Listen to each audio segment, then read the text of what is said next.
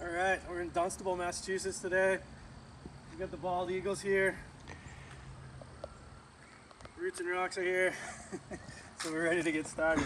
So we'll show you this one. It's gonna be a little different project for us. We're gonna try to create a formal entrance, but with a lot of natives. These clients are really into the more native style of planting. So we're gonna work on the planting a little bit as we develop the process here. We're not exactly sure what we're gonna do. What we do have nailed down is the hardscape. So I'll show you what we're planning here. We're gonna create two different entrances. So this entrance will be straight off the driveway, lead you right in. We're gonna change this from your more typical granite to a little more freeform. We're gonna loosen up the feel of this, go away from a real formal look. Kind of has that old farmhouse vibe, so we're gonna make the stonework fit a lot better for that. Right here, we're gonna have a secondary entrance to make this light pole more functional. We are gonna keep the lights as they are. We chose a granite that actually works really well with the kind of the color of this light post, but we're also keeping the veneer on the house. So what we chose is a salt and pepper granite that also has a little bit of a tan in it. So you'll see that it blends really nicely with the veneer once we're done there. So a secondary entrance comes in. There's gonna be a stair right here. It's all gonna work and blend together right in this zone right here. And then we're gonna add a bunch of plants on this side. So we're actually gonna pull the walkway out this way, wrap you right around.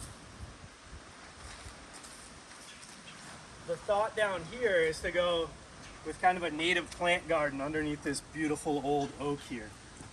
There's going to be multiple walking paths and just kind of an exploration zone for their kids. So with that, we're going to create one of our kind of boulder stair sets. Comes down right in this zone here. That will kind of branch off to multiple different walking paths through a native garden down below. We're not sure exactly how involved we're getting in the native garden, but they will definitely be, doing that in the future. I think we're gonna take care of most of this upper planting here. As you come around the corner, we're gonna widen out. So we're gonna stay much wider with this walking path. These are gonna be massive pieces. We're talking starting with 50 square foot stones and kind of cobbling them down and doing our thing down here. Speaking of cobbles, back at the entrance, we're actually gonna make our own cobbles, so we'll show you that in a little while. We'll probably do a second video to walk you through that part when we're done with the hardscape.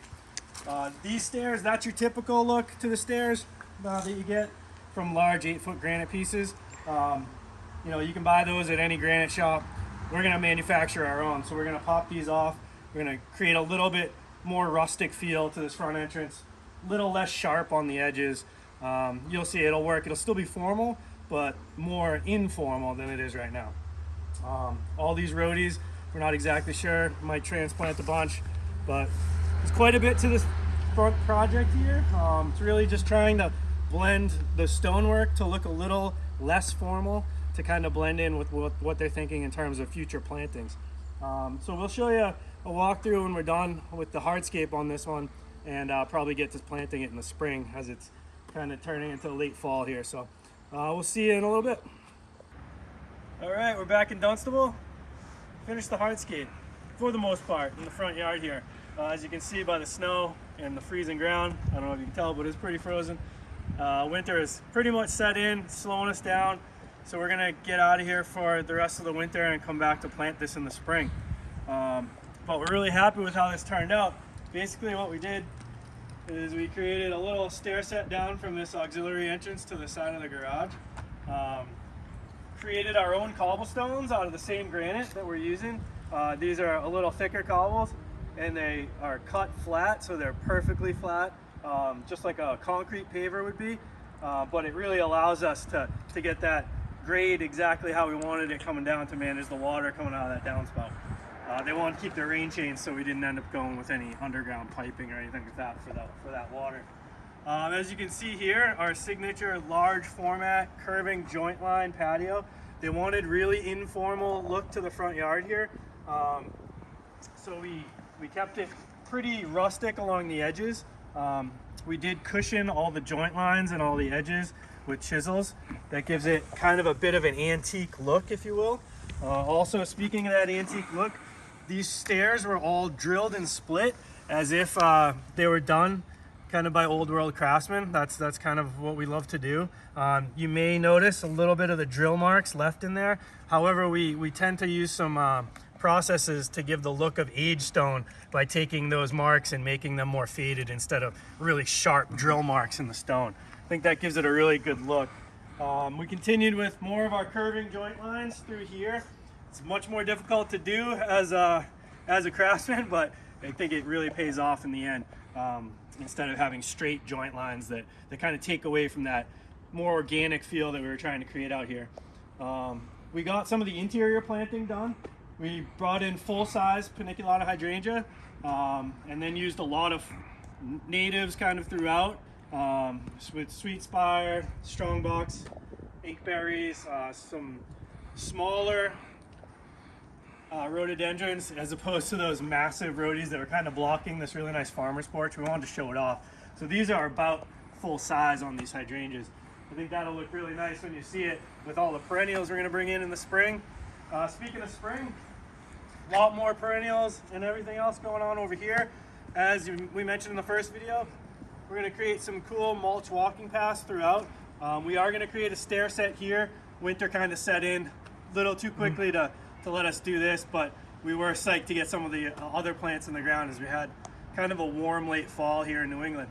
So we'll be back in the spring to plant it, get the stair set done, and we'll show it to you then.